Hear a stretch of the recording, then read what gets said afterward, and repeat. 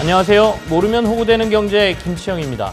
침체된 부동산 시장, 경착륙을 위해 LTV 50%로 완화, 10억 초과 주담대 허용 등 부동산 안정 대책이 나왔습니다.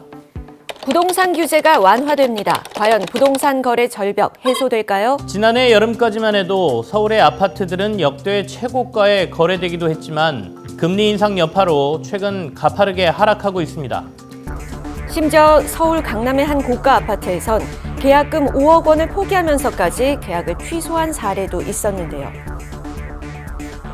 최근 아파트 거래량이 크게 줄며 집값이 더 하락할 것이란 심리가 크게 작용한 것으로 보입니다. 시장 침체가 좀처럼 회복되지 않자 정부는 지난달 27일 부동산 규제 완화 방안을 발표했습니다. 무주택자와 1주택자의 LTV를 집값과 무관하게 50%로 완화합니다.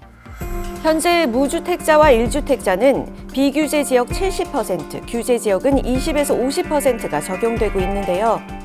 이는 일괄적으로 50%가 적용됩니다. 내년부터 규제 지역 15억 원 초과 아파트에도 주택담보대출을 허용하고 중도금 대출 규제도 완화합니다. 하지만 규제 지역 내 LTV가 완화돼도 대출 한도를 높이는 효과는 고액 연봉자에게 집중될 수 있다는 지적도 나옵니다. DSR 40% 규제 때문인데요. 예를 들어 연소득 5천만 원의 무주택자가 14억 원 아파트를 살 때 현재 주담대를 최대 2억 9,400만 원 받을 수 있는데요. LTV가 50%로 적용돼도 DSR 규제로 인해 대출 한도에는 변함이 없습니다. 반면 연봉 1억 원인 경우 주담대 한도는 원에서 5억 8,800만 원까지 늘어나게 됩니다. 그 연봉이 한 5천만 원 이하다. 그럼 솔직히 별 효과를 못 느끼는 그런 상황이죠. 아무리 좀 규제를 완화해 준다 하더라도 대출, 고금리 대출이 굉장한 발목을 잡고 있거든요. 실제로는 아마 이 절벽, 거래 절벽은 특히 이제 미분양 이런 것들은 당분간 좀 지속되지 않을까 이렇게 보이고 있습니다. 까다로운 자격 요건 때문에 실효성 논란이 있어 왔던 안심 전환 대출 역시 자격 요건이 상향 조정됩니다.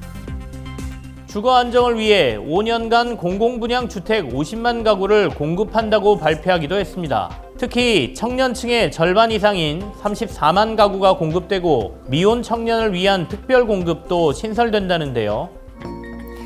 만 19세부터 39세 미혼 청년이 대상입니다. 주택 소유 이력이 없고 소득과 자산 등의 자격 요건이 필요합니다. 청약제도도 개편됐는데요. 신설된 나눔형 선택형에서는 미혼 청년에게 배정되는 비율도 높습니다. 특별 모기지 상품도 도입합니다. 최대 40년 만기로 분양가의 80%를 낮은 고정금리로 빌려줘 주택 구매 초기 자금을 낮췄다고요. 청년층의 기회가 확대된 반면 무주택자와 청년층에 대한 과도한 혜택으로 인해 세대별 형평성 문제가 제기될 수 있다는 목소리도 나오고 있는데요. 공공재원을 투입한 만큼 공공주택이 더 필요로 하는 서민들에게 돌아가야 한다는 것입니다. 이제 대책이 자주 나오는 것보다는 이제 장기적으로 안정된 부동산 정책이 나올 때가 됐을 거라고 생각합니다. 세계 주기별로 청년은 어떻고 신혼부부 어떻고 이런 식으로 딱딱 떨어지는 정책이 오히려 더 도움이 된다. 부동산 시장의 침체는 단순히 주택가격 하락만의 문제는 아닙니다. 건설사들과 그와 관련된 자재업체들에게도 큰 문제가 되는데요. 시장 상황에 따라서는 추가 규제 완화나 시장 활성화 대책이 나올 가능성이 높아 보입니다. 경제 전반에 영향을 미치고 있는 레고랜드 사태를 알아봤습니다. 지난 5월 강원도 춘천에 개장한 레고랜드, 세계 유명 테마파크가 처음 국내 개장에 많은 관심을 받았었는데요. 그런데 레고랜드가 이번 달 중순부터 부분 휴장하고 내년 1월부터 3달간 전면 휴장한다고 밝혔습니다. 개장 당일에만 만여 명이 몰리며 화제가 되기도 했었죠. 개장 후 5개월이 지난 지금은 어떨까요? 지난 주말 레고랜드를 찾았습니다. 아이가 레고를 좋아해서 레고랜드 생긴다고 해서 연간회원권 끊어가지고 30만 원 넘죠. 48만 원인가? 14만 9천 원에 샀거든요. 차라리 처음부터 그런 공지가 있었으면은 티켓을 살 때 고려를 했었겠죠. 근데 이제 그런 내용이 없이 팔기에 급급했다라는 그런 느낌?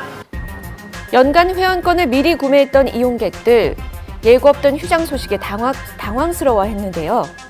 레고랜드 측은 동절기 놀이기구 관리를 위한 것으로 최근 사태와는 무관하다고 밝혔습니다. 하지만 호황을 누렸던 인근 상인들은 휴장 기간을 우려했는데요. 지금 그렇지 않아도 걱정이에요. 뉴스에서 많이 봤지만 이제 이렇게까지 큰 문제일 줄은 몰랐죠. 지금보다는 한 20-30% 떨어지지 않을까. 개장한 지 5달 만에 개발사가 부도가 나고 강원도가 뒤늦게 수습에 나섰지만 국내 경제 위기까지 거론될 정도로 그 여파는 만만치 않은데요. 2011년부터 레고랜드 건설을 계약했던 강원도. 하지만 공사 진행 중 선사시대 유적지가 발견되며 공사가 중단됐고 비용도 산더미처럼 불어났습니다. 결국 5년 만에야 사업을 재개한 강원 중도개발공사는 사업 시작을 위해 대규모 채권을 발행했습니다. 이때 ABCP 자동 유동화 기업 어음을 발행한 것인데요. 강원도는 이 어음에 대한 지급 보증을 선 것입니다. 이에 국내 증권사 10곳, 운용사 1곳이 이 채권을 믿고 투자했는데요. 그런데 만기일 하루 전 김진태 강원도지사가 이런 발언을 한 것이죠. 강원 중도개발공사의 회생 신청은 사실상 강원도의 강원 중도개발공사 채권에 대한 지급 보증 거절과 같기 때문에 국내 채권 시장이 큰 혼란에 빠졌습니다.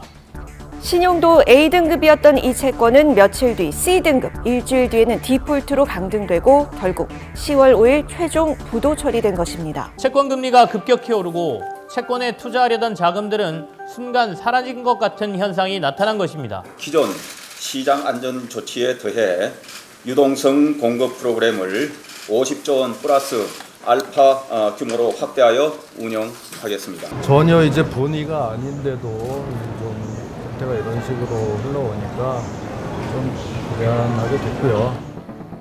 2,050억 원을 막기 위해 50조 원도 넘는 정부의 지원이 필요하게 된 것이죠. 불안감이 엄습한 채권 시장엔 여전히 돈이 잘 돌지 않는 유동성 경색이 나타나고 있습니다. 심지어 신용도가 가장 높은 공사채마저 잘 팔리지 않는 상황입니다. 한전에서 제일 좋은 등급의 채권들이 이거에 근사한 그런 금리를 줘야 되니까 그보다 낮은 신용 등급을 가진 기업들은 채권 시장에서 자금 조달이 거의 불가능하게 된다. 레고랜드 사태가 채권 시장에 영향을 미치며 건설사들은 연쇄부도 가능성도 나오고 있는데요. 최근 미분양 주택이 계속 늘어나며 건설사들의 자금 조달 자체도 어려워진 상황인데요. 국내 최대 재건축 단지인 둔촌 주공 아파트에도 그 영향이 미쳤습니다. 혹시 모를 경우를 대비해 자금 조달을 위해 채권 시장에 손을 벌렸지만 자금 조달을 못했습니다. 결국 대주주인 모회사에 일단 자금을 대여받고 주주들을 대상으로 투자금을 유치하는 유상증자를 진행키로 했습니다. 이런 사업들을 흔히 말하는 신용보증 그리고 단기자금 조달이라는 구조를 통해서 유지를 해왔는데 이런 구조 자체가 이번 레고랜드발 사태를 통해서 좀 무너진 것이 아니냐. 결국은 건설사가 돈맥 경화, 유동성 위기가 생길 수밖에 없는 이런 가능성이 굉장히 커졌다라고 보시면 될 것 같습니다. 처음엔 레고랜드 사태가 먼 얘기로만 느껴진 분들도 있을 텐데요. 일반 소비자들에게도 점차 피해가 번질 것으로 예상됩니다. 특히 대형 부동산 개발에 돈을 대고 투자하는 PF 부실 우려가 커지면서 저축은행이나 대부업체 같은 제2금융권도 바짝 긴장하고 있는데요.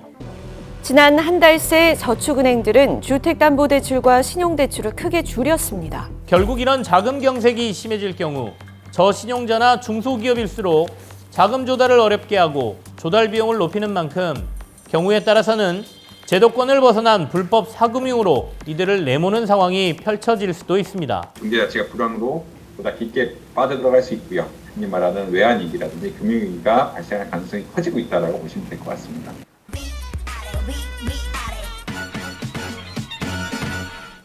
이번 주 업은 가파른 금리 상승기에 등장한 뱅보드 차트입니다.